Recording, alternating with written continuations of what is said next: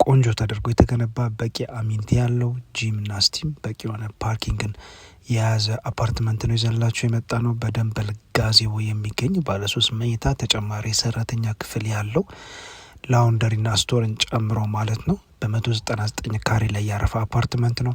ይህ አፓርትመንት ለመኖሪያም ለኢንቨስትመንት ቆንጆ ሎኬሽን ላይ የተገነባ ነው። ታዲያ ይህን አፓርትመንት ለመግዛት ታች ካፕሽን ላይ ባስቀመጥኩላችሁ ስልክ ደውሉልን። ቻው።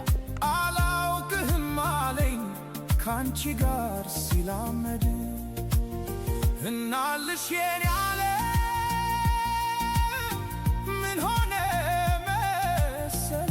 መሰለሽ የእግሮችሽ ምልክት መንገዴን ላይ ሲቀር በኔው በኩል ሄዶ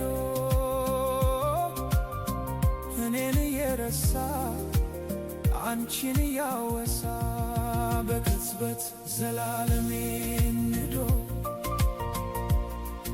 ዘላለሜ ሲቅር